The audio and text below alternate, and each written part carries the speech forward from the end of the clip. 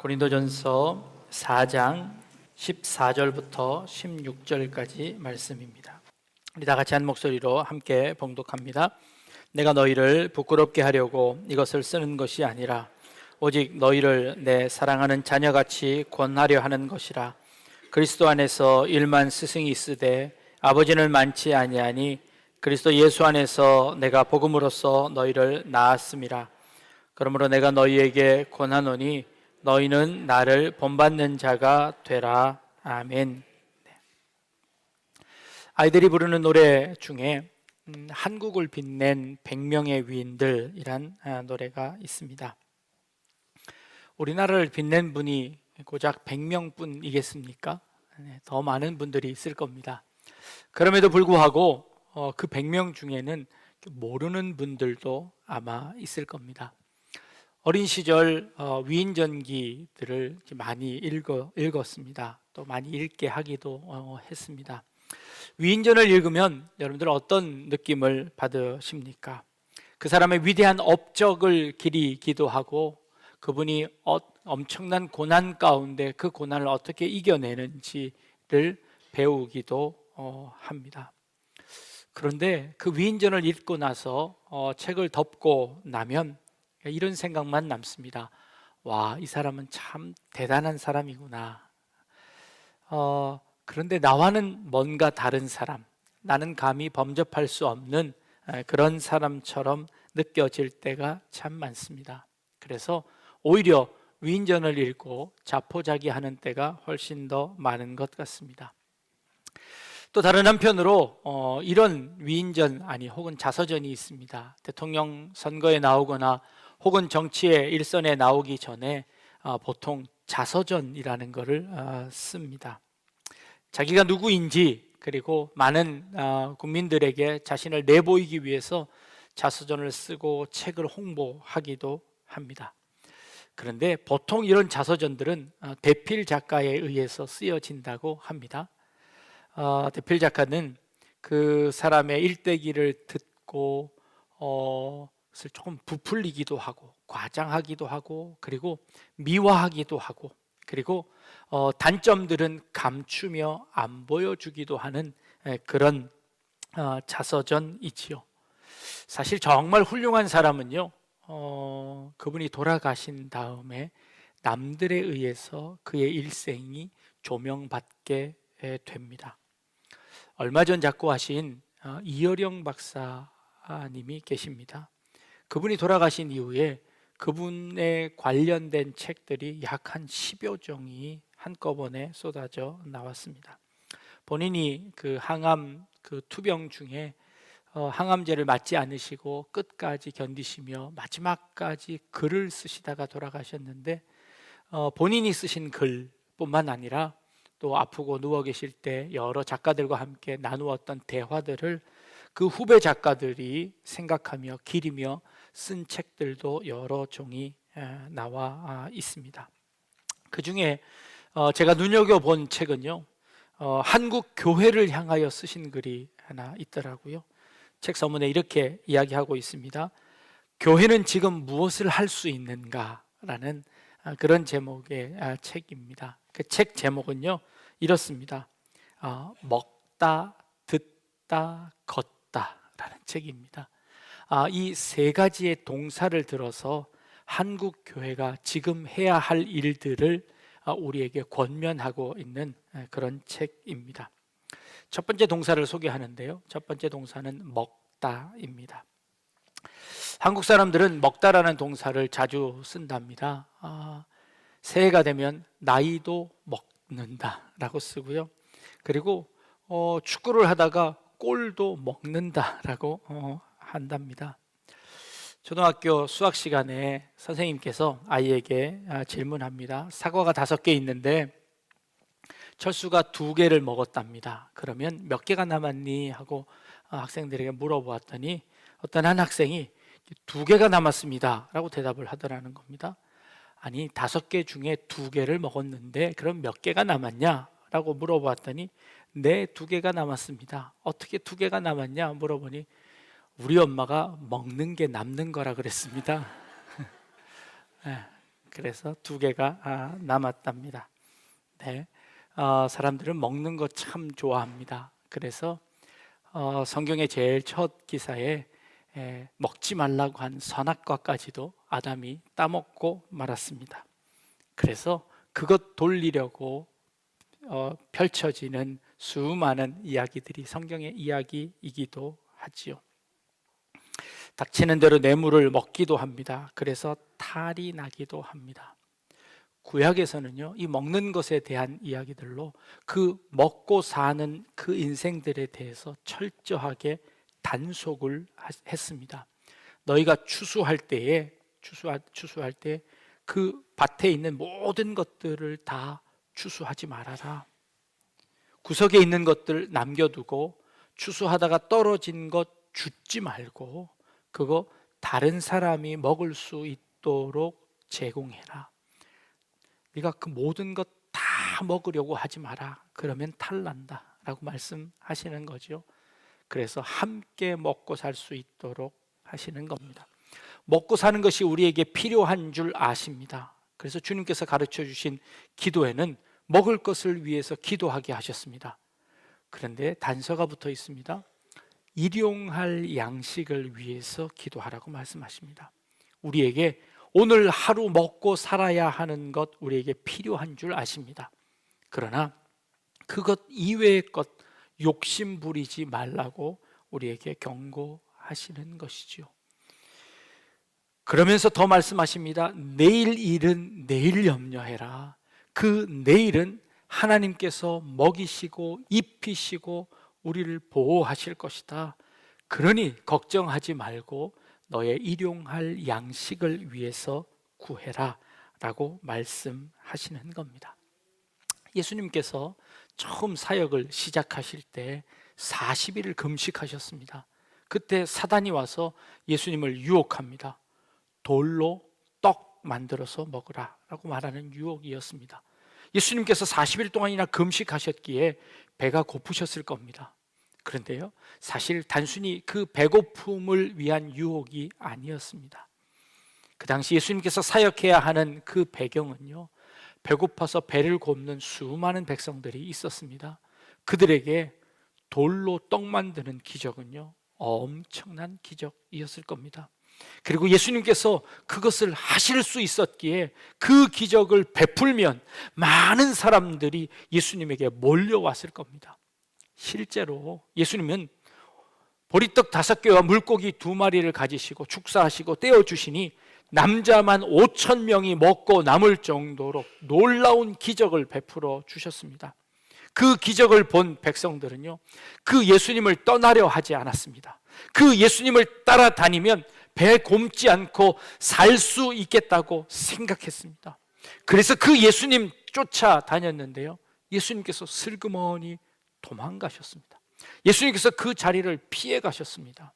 예수님의 사역은 그들에게 그 돌로 떡 만들어주는 기적을 위해서 예수님께서 이 땅에 오시지 않았다는 것을 그들에게 가르쳐 주시기 위함입니다. 예수님께서는 그 5,000명을 먹이는 그 기적들을 위해서 오시지 않았습니다.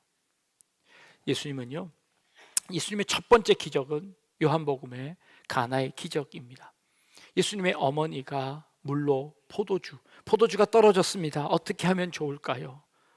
그 포도주가 있어야 잔치를 합니다. 떡이 있어야 살아갑니다. 우리의 삶에 떡과 포도주는 반드시 있어야 될 것들입니다. 그래서 그것들이 우리에게 필요하지만 그러나 그것이 우리의 목표가 되지는 않습니다. 그것 위에서 살아가지 않습니다. 예수님께서 어머니의 말씀을 듣고 물로 포도주를 만들어 주시기는 했지만 예수님께서 이렇게 말씀하십니다. 아무에게도 이르지 말아라.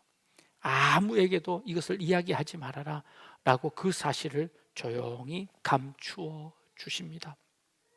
우리가 이 땅 살아가며 떡과 포도주가 반드시 필요합니다. 먹어야 삽니다. 그러나 우리는 그것이 우리의 생명을, 우리의 삶을 살리는 것이 아님을 주목해야 합니다. 예수님의 마지막 사역은요, 오늘 우리가 함께 했던 이 성찬식입니다. 떡과 포도주를 제공해 주시는데 그 떡과 포도주를 예수님 자신의 몸으로 주시는 겁니다. 이것은 너희를 위한 내 몸이다 하고 주시고, 이것은 너희를 위한 내 피다라고 그 몸과 피를 주십니다. 아니, 그것보다 비효율적인 것이 어디 있습니까? 아니, 만드시려면 돌로 만들고 물로 만들어야 효용이 있지요. 그런데 예수님께서는 그렇게 하지 않으셨습니다. 가장 비효율적인 방법으로 예수님의 자신의 몸을 들여서 떡을 만들었습니다. 자신의 살을 들여 떡을 만듭니다. 그리고 자신의 피를 들여서 포도주를 만듭니다. 그리고는 그것 우리에게 먹으라고 합니다. 그것이 우리를 살리는 것이라고 말씀하십니다. 그것이 우리에게 생명이라고 말씀하시는 겁니다. 예수님의 마지막 사역이 바로 우리를 살리는 그 사역이었음을 기억합니다.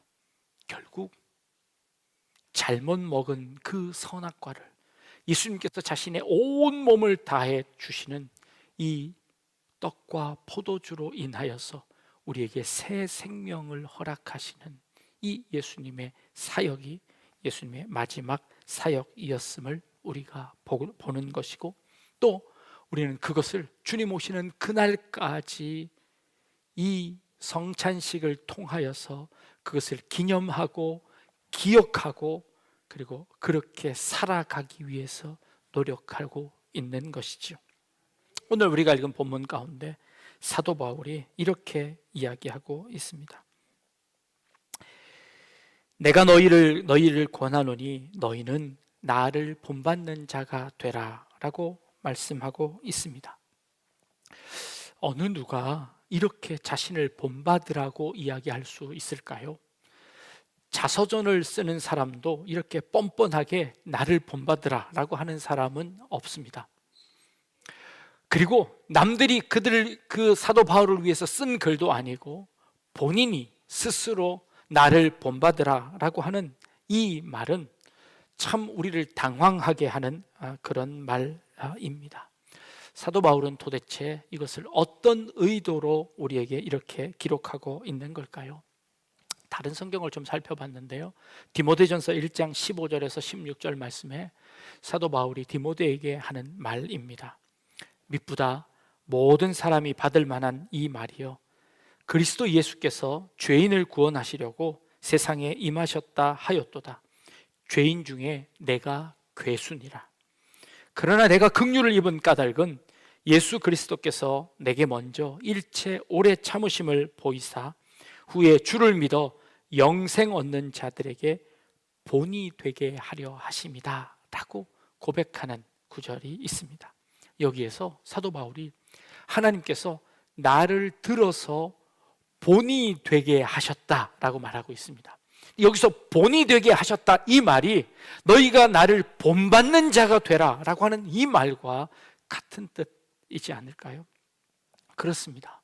사도 바울은 내가 너희들에게 본이 된다는 것은, 나를 본받으라는 것은 내가 너희들에게 모델이 되었다라는 것을 의미하는 겁니다.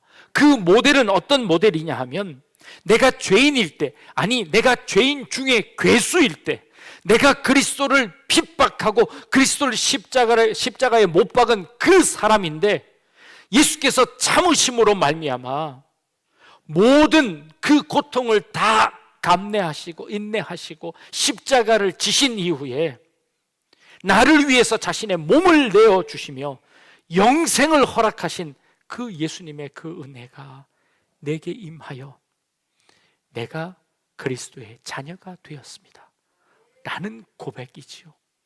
그것을 샘플로 보여주시기 위해서, 그것을 본으로 보여주시기 위해서 나를 세웠다. 그리고 아볼로를 세웠고 너희들이 앞장선 이 지도자들을 하나님께서 그렇게 세우셨다. 그러니 너희는 나의 이 모습을 보고 하나님의 그 은혜에 머리 숙이고, 그리고 너희 자신들의 그 교만한 것들을 내려놓아라 라고 말씀하시는 것이죠. 우리는요, 오랜 동안 신앙생활 해왔던 것을 자랑으로 여깁니다. 내가 하나님께 이만큼 했다는 것을 자랑으로 여길 때가 참 많습니다. 내가 이 정도 했으면 되었지라는 것이지요. 그리고 내가 지금까지 이만큼 좋은 일들을 많이 했습니다.